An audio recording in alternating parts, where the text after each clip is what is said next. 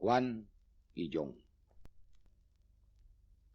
Este es Juan, modelado en su tierra formidable, sin más aire que un aire taciturno, sin más bolsillo que un bolsillo de hambre. Este es John, llegado no hace más de 4 tardes, y ya mirando con los ojos altos y escupiendo rencor sobre los árboles.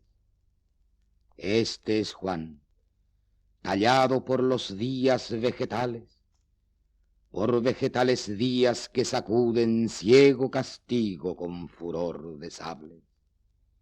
Este es John, vestidura flemática impecable, llevando en el ojal su altanería y su altanero jeep de baile en baile. Este es Juan, macerado entre ultrajes, y de ultraje desmesurado fuego, domeñando humilladas arcillas torrenciales. Este es John, aproximado ayer, cifra arrogante, en postura de ver si aquí se puede traficar con los astros vesperales. Este es Juan, fulminado, forjado entre avatares de calurosa lluvia y cicatrices, de musgo seco y secos mandiocales.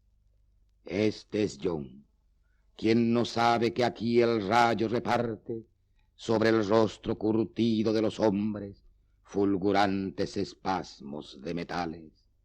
Este es Juan, verde sangre de una selva que arde, con lascivo calor y que levanta su señera protesta por los árboles. Realmente notable. Nunca supuso Juan que cualquier día quisiera John llegar y esclavizarlo.